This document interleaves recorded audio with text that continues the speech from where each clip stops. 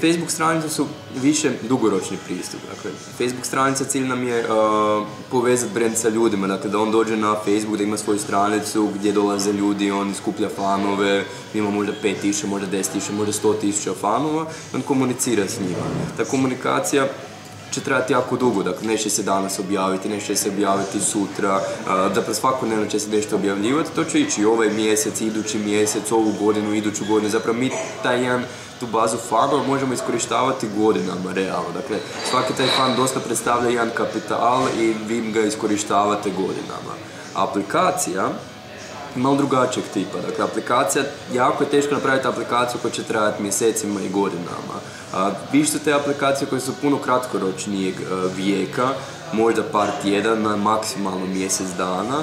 Ako je ona dobra, ona će zapravo kroz nekih 5 dana zaživjeti. Dakle, ona će kroz nekih 5 dana može doći do ogromnih broja, može doći do 50, može doći do 100.000 ljudi koji to igraju, samo preko te viralnosti. Dakle, ako aplikacija postigne da je viralna, to znači da, ne znam, svaki korisnik dovede svojih 2-3 prijatelja, dakle, 1 postaje, recimo, 3 postaje 9, 9 postaje 27.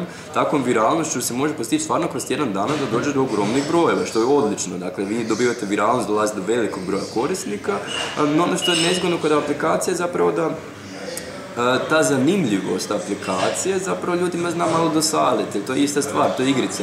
Ti igraš možda tjedan dana igraš i onda ti lagano već dosadi. I zapravo, obično je statistika tako da imamo strašno nagli rast, a onda imamo zapravo i nagli pad, ili jednostavno ljudima to počne dosađivati. Dakle, Facebook stranica je više za dugoročni pristup, a Facebook aplikacija je puno više za kratkoročan neki pristup, no moguće doći do puno većeg broja ljudi, što recimo sa Facebook stranicom nije baš moguće.